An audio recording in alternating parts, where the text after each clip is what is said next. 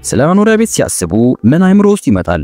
ሰፋ ያለ መኝታ፣ ሰፊ ሳሎን ከተጨማሪ የሰራተኛ ክፍል ጋር ከስቱዲዮ እስከ ባለ 4 መኝታ አማራጭ ያላቸው አፓርትመንቶች አቅመውን ባማከለ መልኩ የህልሞን ቤት በዲኤምሲ ሪል ስቴት እውን ማድረግ ይችላሉ። በካሬ ከ78000 ብር ጀምሮ በ8% ቅድመ ክፍያ 60% የባንክ ብድር የተመቻቸለት። ስለ ዴሊቨሪ ታይሙ በጭራሽ እንዲያሳስቡ ዘመኑ ባፈራው የኮንስትራክሽን ቴክኖሎጂ አሉሚኒየም ፎርምወርክ ተጠቅመን እየገነባን እንገኛለን። ምን ይሄ ብቻ! ፈጥኖ ለሚመጡ ደንበኞቻችን እስከ 30% የሚደርስ ቅናሽ አድርገናል። የዚህ ዕድል ተጠቃሚ ለመሆን ከስር ባለው ስልክ ይደውሉልን። ዲኤምሲ ሪል ስቴት፣ ደስታው እዚህ ይጀምራል።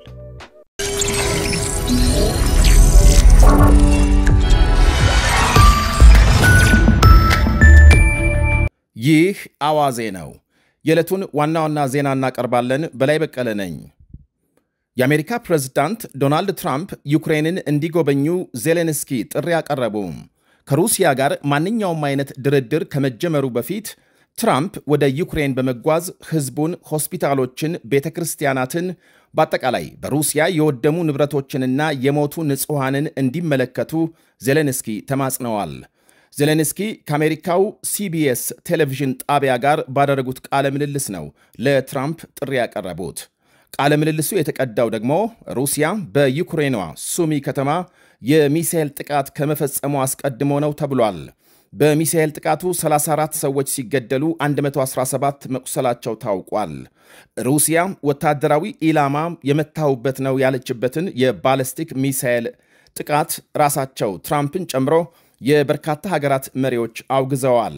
ዶናልድ ትራምፕ ጥቃቱን ትልቅ ስህተት ነው ሲሉ መጪው የጀርመን ቻንስለር ፍሬድሪክ ሜርዝ ሞስኮን በጦር ወንጀል ከሰዋል። ሆን ተብሎና ታቅዶ የተፈጸመ ግልጽ የጦር ወንጀል ነው ብለዋል ቻንስለሩ። የፈረንሳይ ፕሬዝዳንት ኢማኑኤል ማክሮን ጥቃቱ ለሰው ልጅ ሕይወት፣ ለዓለም አቀፍ ሕግና ፕሬዝዳንት ትራምፕ ለጀመሩት የሰላም ጥረት ፈጽሞ ግዴለሽነትን ያሳየ ነው ሲሉ አውግዘዋል። ሩሲያም ተኩስ አቁም እንድትቀበል ጠንካራ ጫና ማሳረፍ ያስፈልጋል ብለዋል። ይሄ እርምጃ እንዲሳካ ደግሞ ሀገራቸው ከሌሎች አጋሮቿ ጋር በመሆን ያለማሰለስ እንደምትሰራ ቃል ገብተዋል። የመንግስታቱ ድርጅት ዋና ጸሐፊ አንቶኒዮ ጉቴሬዝ በሩሲያ ድርጊት ክፉኛ መደንገጣቸውን በመግለጽ በሰላማዊ ሰዎች ላይ የሚፈጸም ጥቃት ዓለም አቀፍ የሰብአዊ መብት ሕጎችን የሚጥስ ነው ብለዋል። የአውሮፓ ኮሚሽን ፕሬዝዳንት ኡርሱላ ቫንደር ሌን ጥቃቱን የጭካኔ ተግባር በማለት አውግዘውታል። ከሩሲያ ከስክ ግዛት 30 ኪሎ ሜትር ርቀት ላይ በምትገኘው የዩክሬን ሰሚ ከተማ ነዋሪዎች ትላንት እሁድ የሆሳሃና በዓል ለማክበር በወጡበት ጊዜ ነው በሚሳኤል የተመቱት ብሏል የዩክሬን ዜና ወኪል።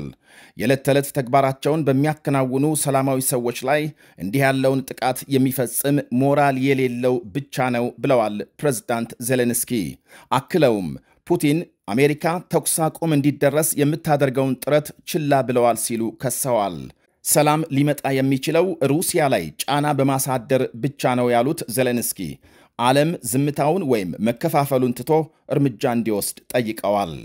የአውሮፓ ህብረት የውጭ ፖሊሲ ጉዳዮች ኃላፊ ኬጃ ካላስ የሩሲያን የሚሳኤል ጥቃት አውግዘዋል። የጣሊያን ጠቅላይ ሚኒስትር ጆርጂያ ሜሎኒ ጥቃቱን የፈሪዎች ተግባር በማለት አውግዘዋል። የቼክ መንግስት በበኩሉ አሳፋሪ ሲል ገልጾታል። የሩሲያን ጥቃት በሩሲያና ዩክሬን የአሜሪካ ልዩ ልዑክ ኪዝ ኪሎግ ሩሲያ የፈጸመችው ጥቃት የጨዋነት መስመር የዘለለ በማለት አውግዘዋል። ሀገራቸው ጦርነቱ እንዲቆም የምታደርገውን ጥረት እንደምትቀጥል በማረጋገጥ የጋቦን ወታደራዊ መሪ ጀነራል ብራይስ ኤሊጉ ንጉማ በሀገሪቱ የተካሄደውን ፕሬዝዳንታዊ ምርጫ ማሸነፋቸው ሰፊ መነጋገሪያ ሆኗል።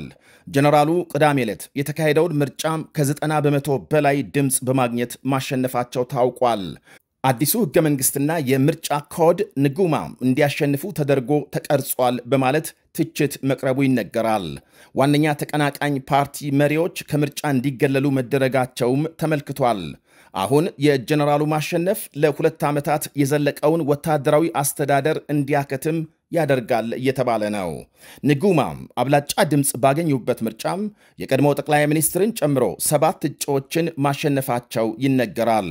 የሀገር ውስጥ ጉዳይ ሚኒስቴር ይፋ ባደረገው ውጤት የ50 ዓመቱ ጀነራል ንጉማ አብዛኛውን የመራጭ ድምፅ ወይም ይሁንታ በማግኘት ማሸነፋቸውን አውጇል።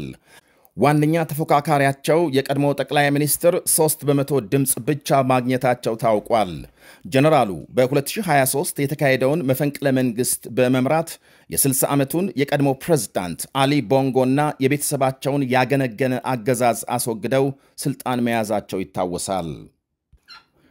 ደቡብ አፍሪካም ከአሜሪካ ጋር የተፈጠረውን ውጥረት ለማርገብ ልዩ ልዑክ መሰየሟ ተነገረ። የደቡብ አፍሪካው ፕሬዝዳንት ሲሪል ራማፎሳም የቀድሞ የሀገሪቱን ምክትል ገንዘብ ሚኒስትር ሜስቢሲ ዮናስን በአሜሪካ ልዩ ልዑክ አድርገው መሾማቸው ታውቋል። አዲስ የተሾሙት ልዩ ልዑክ በአንድ ወቅት ከቀድሞ የሀገሪቱ ፕሬዝዳንት ጃኮብ ዙማ ጋር ግንኙነት እንዳለው በተነገረለት ባለጸጋ ቤተሰብ ላይ የሙስና ክስ በመመስረት ይታወቃሉ። ሜስቢሲ ዮናስ የፕሬዝዳንት ራማፎሳ ልዩ ልዑክ በመሆን ከአሜሪካ ጋር የሚደረጉ ድርድሮችን ይመራሉ ተብሏል። በአሜሪካም የደቡብ አፍሪካ አምባሳደር ኢብራሂም ራሱል የትራምፕ አስተዳደርን የሚተች ንግግር በማድረጋቸው ባለፈው ወር ከዋሽንግተን መባረራቸው ይታወሳል። አልጄሪያም 12 የፈረንሳይ ኤምባሲ ሰራተኞች ከሀገር እንዲወጡ አዘዘች። ዲፕሎማትን ጨምሮ 3 የአልጄሪያ ዜጎች ፈረንሳይ ውስጥ ክስ ከተመሰረተባቸው በኋላ ነው አልጄሪያ የፈረንሳይ ኤምባሲ ሰራተኞች በ48 ሰዓታት ከሀገር እንዲወጡ ያዘዘችው ተብሏል።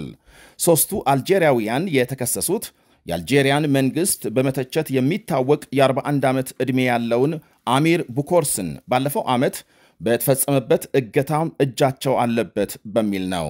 በማህበራዊ መገናኛ ከ1 ሚሊዮን በላይ ተከታዮች እንዳሉት የሚነገረው አልጄሪያዊው ከ2 ዓመት በፊት በፈረንሳይ ጥገኝነት ማግኘቱ ይነገራል። ከአልጄሪያ እንዲወጡ ከታዘዙት የፈረንሳይ ዜጎች መካከል የፈረንሳይ ሀገር ውስጥ ጉዳይ ሚኒስቴር አባላት ይገኙበታል ነው የተባለው። ታዋቂዋን ድምፃዊት ኬቲ ፔሪን ጨምሮ 6 ሴቶች ህዋ ደርሰው መመለሳቸው ተነገረ።